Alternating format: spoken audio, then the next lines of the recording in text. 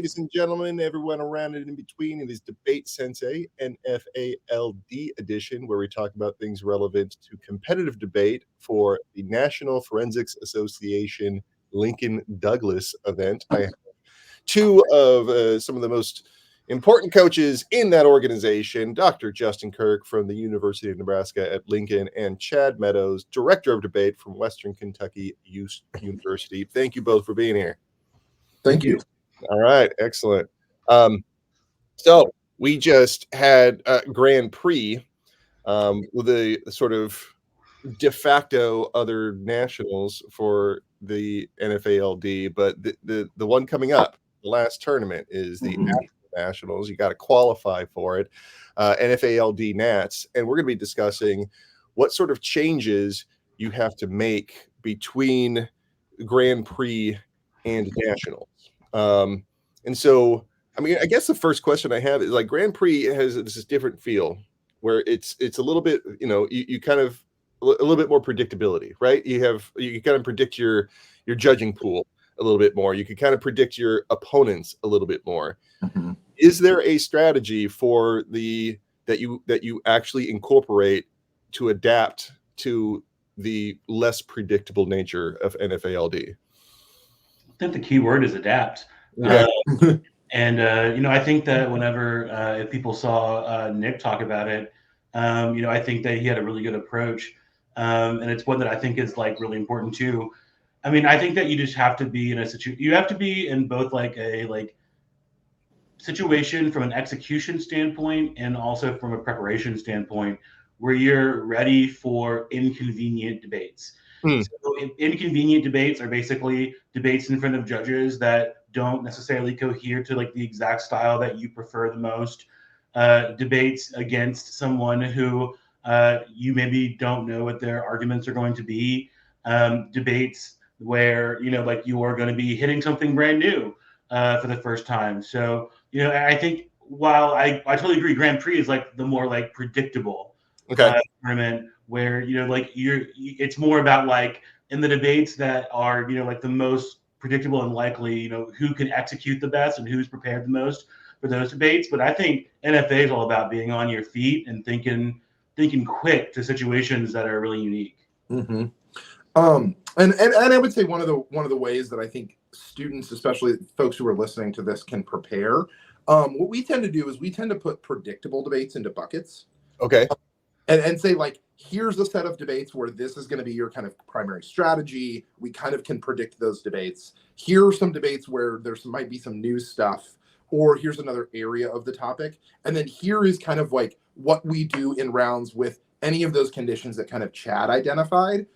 New affirmatives, new off-case positions, opponents you haven't debated a bunch, folks from the West Coast that maybe have shown up at one or two tournaments this year on the Nat circuit, right?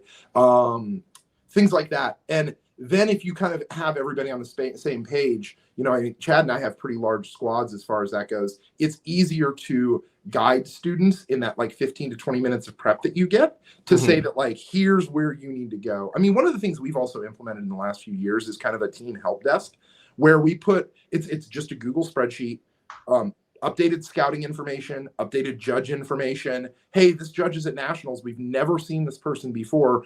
We got them round two. Having a student go in and fill out kind of a questionnaire about what that judge was like, what they expect, will prepare other students for it. So I think in a lot of ways, like, having teammates help each other out, having judges help your team out, and kind of reducing the number of those inconvenient debates throughout the tournament is another really good way to kind of, I think, help succeed, I think, at the national tournament. Yeah.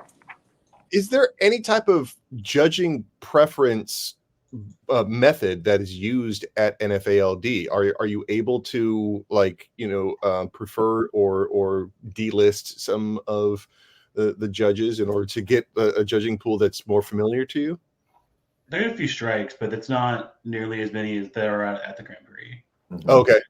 So yeah, I think you get 5 strikes. I think last year we got 5 strikes. So 5 strikes. Yeah, exactly. So it's not designed to really be like a strike system. Mm-hmm. It's more so designed to kind of be like in speech, how at national tournaments you get a drop rank. So it's kind of like the debater drop rank is that, like, the judges that, like, you really just don't see eye to eye with. Right. You get to strike a few of them, but no, there's really not a way that you can like, I don't know, like craft a judging pool that's going to be like, your preferred judging pool. You're going to get judges that you've lost to during the season, or that you've, like have a different philosophy on debate with. And so I think that the way that you navigate nationals is that you're really good on the stuff that you're really good on, but then also like you're at least good on some stuff that like you haven't done very, very often.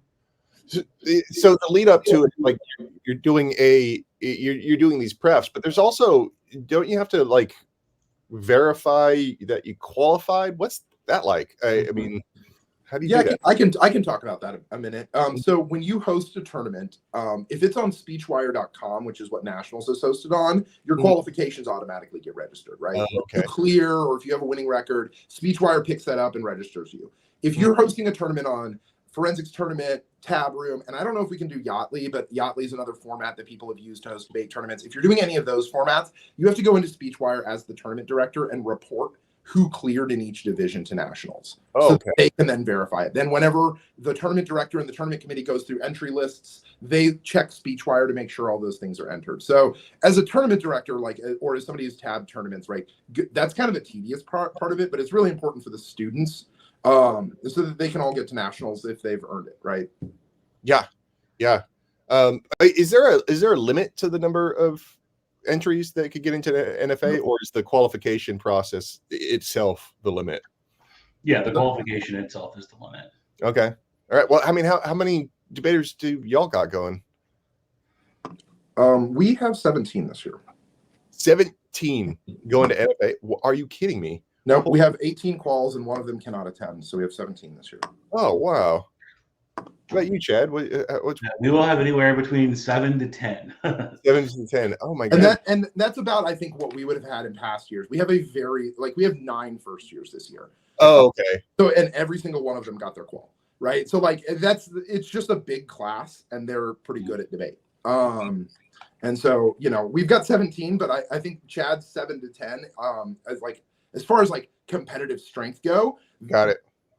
They've got a probably deeper roster as far as how deep folks can go, with folks like Ray or Antonina, or even Cole Ingram, who's made amazing strides this year. I'm like betting on Cole to clear it now this year, because like watching Cole debate a couple of times, I'm just like, yep, dude's going to clear Jaquela, right? And so I think a lot of like winning at Nats is one of those things where like you don't just need a lot of debaters. You need a squad you can have 4 or 5 debaters who are pretty much guaranteed to clear and can win out rounds in front of panels of judges, right? Because that's where you kind of accumulate sweepstakes points as you go through the tournament. Individually winning the tournament is really kind of, you got to get lucky. One, got to have the judges that you think are going to be like helpful. I see Chad nodding in agreement. You've got to get really lucky with your judges, and you've got to get lucky with your draw. You got to hope for a couple of walkovers if you can get them in out rounds, right? So clearing a bunch of your teammates is nice. And then if you get into rounds where you can't get walkovers, you've got to at least, manage panels to where you're winning 2 or 3 ballots on every panel, right? I think Nationals is one of those worlds where if you've got to kick a judge to move on, sometimes you have to kick a judge to move on, right? Okay. And it sucks, and you want to be as inclusive to all the judges as you can, but it's Nats and it's an elim round, and sometimes that's just the way of the world. So. All right, I wanted to take a little bit about strategy, but one more question just about the setup. You can qual in from any division. I know at the Grand Prix, UNL was closed out at the JV division. Those count towards quals? Yep. As long as the division has 3 schools and 5 entries. Okay. As long as the division has that. Yep. Yeah. Okay. Very interesting. All right, a little bit more. Because the qualification, I don't think that it's meant to like quaff like this like elite nationals. I think it's supposed to just really be like, you've done debate on this topic, you've done an NFA LD this year, you did well enough to clear the tournament in your division. And I think, for the most part, like we want everyone who did NFA LD this season to be at nationals. Okay. Understand. So is there a difference between how you approach the preliminary rounds and the elimination rounds? Is there like a do you have a game plan? It's like, all right, once we get into the elimination, now we can start executing it this way.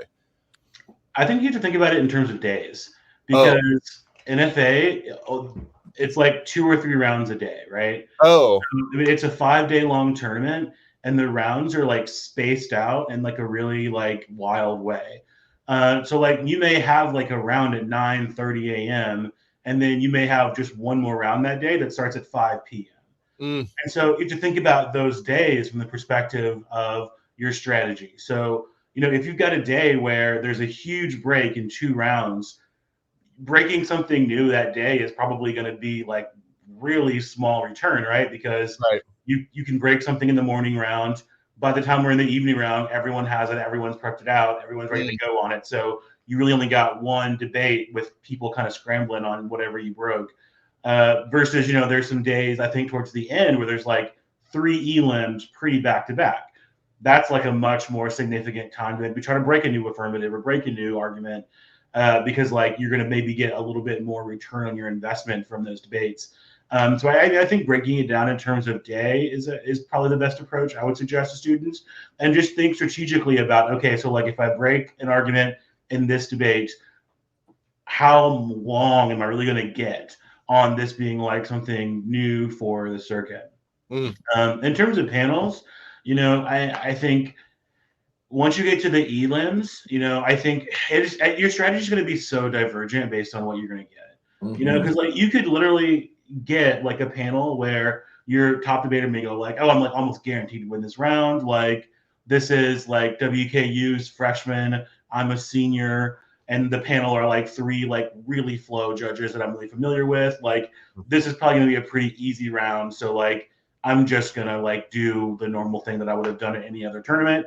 And then you may get debates where, like it's you and the best you could the 2 top people in the circuit, and you're in front of 3 lay judges, right? And so it's like, how do you navigate that debate, right? So I mean, I think the biggest, so I just really preach adaptation, and I think the biggest thing is like, it's also just it's also just like an attitude thing. Like you can't get so caught up in the fact that NFA is going to be different than other tournaments you've gone to this year.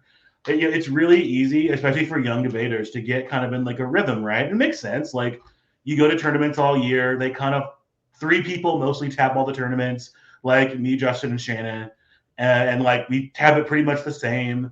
You're going to get your 30 minutes after like your pairing. You're going to have the rounds mostly spaced out like 10, 12, 2, 4, 6, right? Like it's a really predictable kind of set of circumstances. NFA is like scramble all of that. It's not on Tab Room. You can't, all the options that you're used to seeing on Tab Room aren't there. You can't immediately click and get your judge's paradigm. You may not get 30 minutes of prep time before the round. Yeah. It may come out at 9:50 and they still expect you to be there at 10, right? I mean, oh wow, it's a different situation because LD is one event in a huge soup of events at NFA, and they love LD and they respect LD, and they're really doing a lot to support LD, but they're not going to derail prose, info, poetry, crit, everything else with the room situation and the room usage and the delicate dance that is NFA hosting to give debaters their 15 extra minutes of prep time. Yeah, we are 7% of the events at the tournament, right? We're one of 13 events, right? Yeah. So like, in no way can we dictate when we get to have rounds. I mean, I think Chad makes a really good point here, which is that like the tournament's broken up into days, right? And the other thing you don't want to do is maybe break something new and give a squad like Nebraska or Western Kentucky or Washburn or North Texas all night to think about your new app. Like literally all night. We have 17 debaters and 3 coaches, and like, what are we going to do? We're going to sit around and cut cards all night for your app, right? Like, so strategically thinking about like, is this going to get out to other teams, and are they going to have all night to work on it and figure out the best counter plan, which we know because we've researched this app. But if they find this article, we can't read this app against them, right? So like, there's always that dance of like, we know the weaknesses of this, but we don't want to put ourselves in that situation. Kind of what I tell my debaters too is, it's a 6-round tournament. You're getting 3 AF and 3 neg rounds. You need to win 2 of each.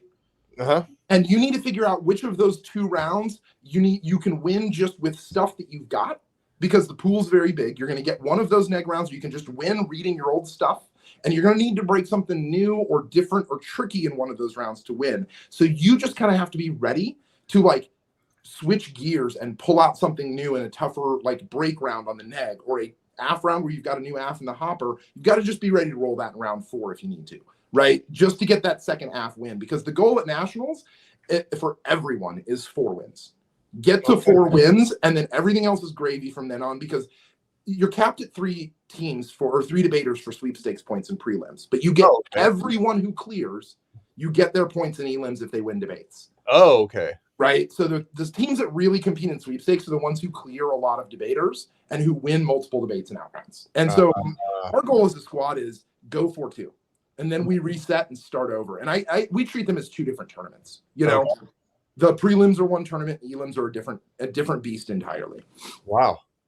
It sounds, because that is one thing that makes NFA unique to any other debate nationals that I have, with the exception of like community college nats, Phi Pi, right? It sounds a lot similar to Phi Pi than other debate tournaments where you have to incorporate a bunch of different events over like several more days than you would normally experience. Yeah, it's 5 days. Yeah. So well, and I think the other thing too is that because there are 13 events, right, and because it's nationals, if they get short on judges, they have a pool of speech judges that they can go ask and judge. So you may not just get a lay judge, you may get a judge that has never seen a round on this topic and has not seen LD much or at all, right? And you just kind of have to like turn on your Western Kansas, Western Nebraska, like country boy style, and just play the game that way, right? Because the tournament's so big and they're just trying to keep it running, that you could get somebody that just gets dropped into the debate pool for a round, you know, and wildly unpredictable as far as like, what do I go for? How do I make arguments, etc. So at practice rounds right now, are you working in some practice rounds where you're like, all right, you can't speak more than 200 words per minute? Yeah. Like, you just slow them down. I think there's some common techniques that the coaches use that, you know, anyone can use if they have one other person. So if you're, you know, like, let's say that you like are, I don't know that there are like that many student run teams, but like, let's say that you're just like looking for some innovative ideas. One thing that Lewis and Clark does that I think is cool, that Nadia Steck did, was she would be like, I'm gonna be Chad, and then like they would do a round. Next time they practice, it's like, I'm gonna be Shannon Carlson, do a round, right? We are very different judges, and we're different judges from Nadia too. And so, you know, that's using the experience that you have with those judges to kind of like inform your debaters on how they need to adapt. And then, yeah, you should be doing debates where you're like, yeah, I'm a lay judge. And then like, you know, start picking apart all the things that you do that a lay judge would be like, ugh, what's going on there, right? You know, the things that like maybe even are like considered good practice for like debate, but like in front of like a lay audience might seem kind of weird. So, you know, like I think, yeah. But I mean, honestly, like the biggest thing that I say is that when you get that panel and like you don't love your panel, you can't like mentally defeat yourself before the round even starts. Like you gotta just like walk in there like you've never been happier to see those 3 judges, and you've just got to debate the way that you think that they will want you to debate. And I mean, and ultimately, like, if you want to win. Now, of course, like if it's more important to you, and for some students, it generally is. Like, it is more important that they just are more authentic to like who they are, and they'll adapt a little bit, but they're not going to like fully adapt. For some students, like that's it. Like that's what they're going to do. Those students generally don't win Nats. And so like, you know, I think if you want to win Nats, you've got to adapt. Yeah, my mind jumps to Andre a few episodes ago about, it's like, no, I'm not changing anything. Well, and we had a student 2 years ago, Azel Haj, who made semifinals and did not adapt in semis against Chad's top debater test that year and lost on a 3-2 because we predicted the panel would vote one way and it actually voted the opposite of how we thought. We thought we were going to pick up the 3 white women and lose the 2 white dudes. And actually we picked up the 2 older white dudes and lost all 3 of the white women on the panel. And it was just like, how did that happen? But, you know, Ozzy didn't want to adapt. Ozzy didn't want to change her kind of fundamental argument core, just like Andre really didn't want to. And in nationals, you kind of have to get lucky if that's your approach. And you have to get the panels that are going to vibe with that, right? I will say another thing too is like, I think debaters who win nationals are ones who can brush off losses. I'm 4-2 and I'm the 23 seed. So what? So what? I'm the best debater in the pool and I'm going to win Nats from the 23 seed because there's nobody in the 22 spots above me that's better, and I got 2 bad draws in prelims, right? You've got to be that kind of debater who just gets a loss and then forgets about it, especially at nationals, because sometimes those losses are, I voted AF because I really liked their affirmative. And that's the decision. And you're just like, as a debater, that can be frustrating. As a coach, that can be frustrating. But you just have to move to the next debate and look at the next pairing and look at the next judge and say next one up. You know, you have to have a very short, I mean, it's almost got to be like a baseball pitcher. Right. You plunk a batter, you got to like move on to the next pitch and forget what the thing was. Go back into your technique, go back to what you trust in the process you trust, and throw another fastball, and you're going to be fine.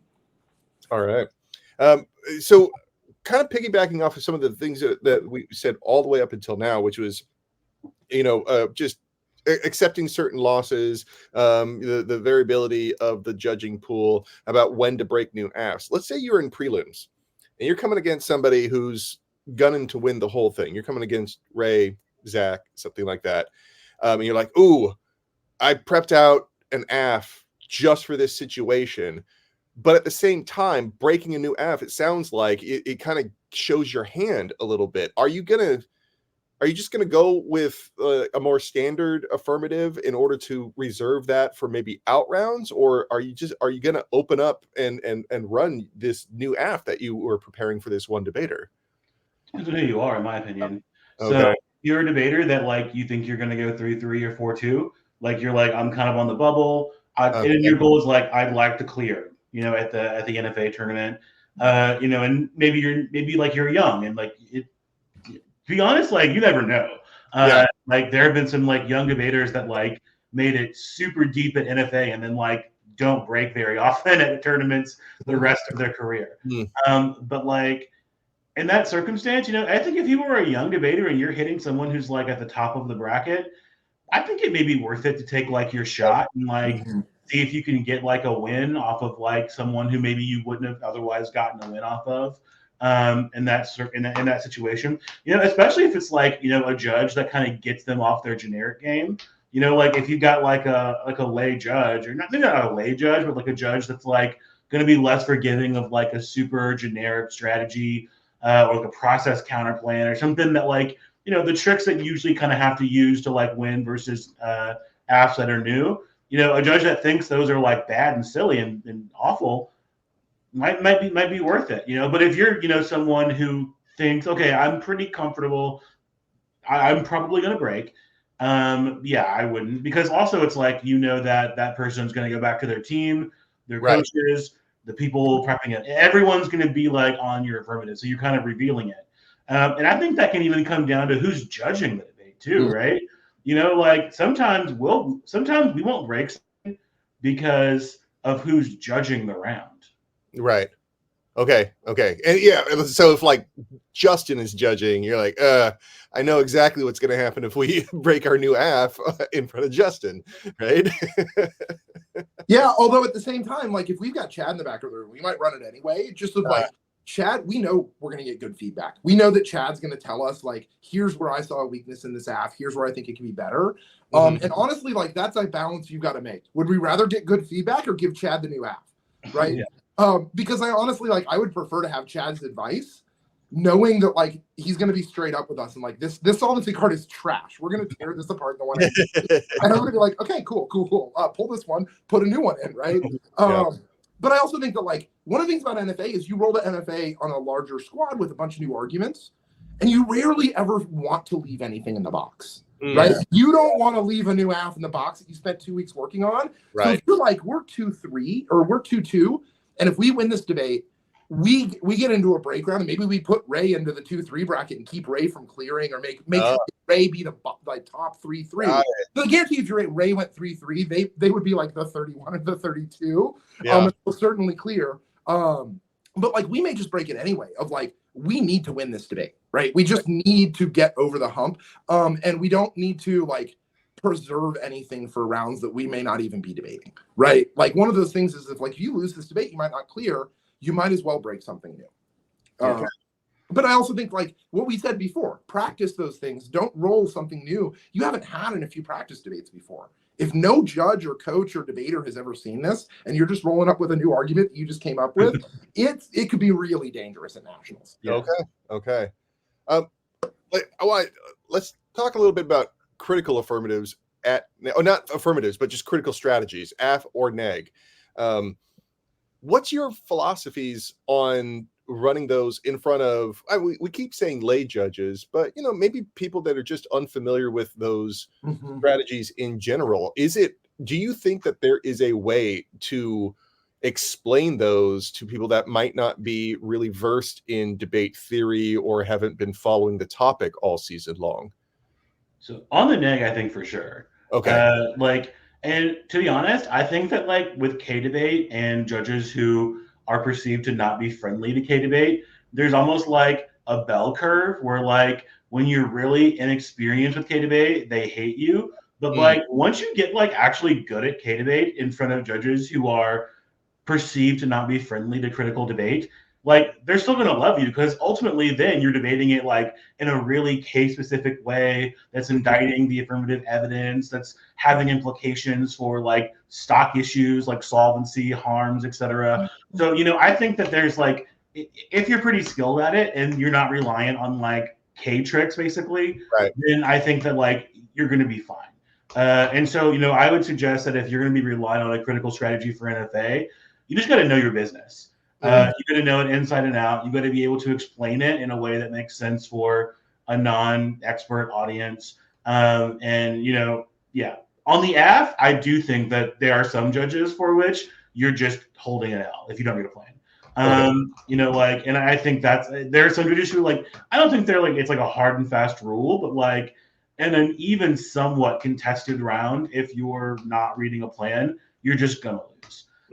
And so, I think that like you can, there are various ways you can go about it. You can try to find like a kind of soft lefty AF that's like a little less objectionable to your sensibilities, but like still has a plan. You can try to like, maybe add some kind of governmental action onto whatever a critical affirmative that it is that you're reading, but that is, I think, something that's kind of delicate is not rolling into NFA with a no plan debate. You will, I think, hit judges who just aren't going to give you a fair shake. Yeah, I mean that's a round you're giving away.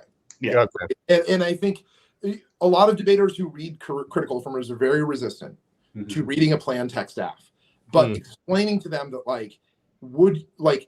this is the round that's the easiest to adapt to because all you have to do is read a different affirmative. You're the better debater. Yeah. You will win this debate based on skill alone, right? And so don't worry, like we've crafted an AF that kind of fits with your mission and your goals in debate and doesn't completely throw out the window your kind of a philosophical approach to debate. But going with a plan AF and not having to fight that uphill battle and rolling that Sisyphusian boulder uphill to try to convince somebody that like planless AFs are good when they fundamentally believe that they break debate. Because I think a lot of the judges who think that they're not productive think that they like break competitive debate in some way, which means it's really hard to convince them that it doesn't break competitive debate or that it's competitive in a different way. Right. And so I think that just having that AF in the background of like, yeah, it's not great, but it's useful for one debate or two debates. And I mean, this is something that, I guess like for us already happened. So basically I like laid not a hard and fast rule, but like a very strong suggestion to every no plan debater on our team that like we were going to break our plan affirmative at Grand Prix, or at least one of the plan affirmatives at the Grand Prix. And so like Nick read like a plan, Chase read a plan, Jacayla read a plan. So like the idea was, it was like, okay, at Grand Prix, like you're gonna practice in like a tournament setting, like reading this affirmative. So like hopefully when we go to NFA and we either break new ones or we break those, it's not totally new. So I would start and practice. Have practice for the inconvenient round, not for the convenient round. Right. The convenient round is, oh, there's my favorite judge. Oh, my opponent's, like not super skilled on this argument. Oh man, I'm just like totally winning this round. Great. Like you don't need to practice for that circumstance. Mhm. You got to practice for the circumstance where you're off your block a little bit and you're having to debate under the least ideal circumstances.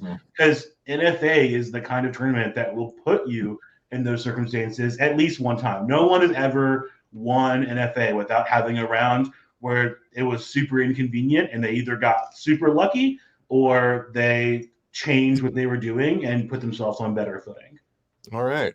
All right. Well, this tournament sounds somewhat fascinating, somewhat familiar because I'm from the community college circuit. But at the same PAT, Faro Pi, like those kind of tournaments, I think it's like pretty similar too. Because it's a big speech tournament with debate. Yeah. All right. Well, it sounds fascinating. Like we gotta gear ourselves up and try to make it one of these years. Try to figure out how we can get there. Thank you both for giving me insight on this particular tournament, the strategies, the unpredictability of it, and everything like that. We'll be back in the future with another episode. I think we'll be talking about potential rule changes on our next one. So, Justin, Chad, thank you very much. Thank you. Excellent. Thank you. All right.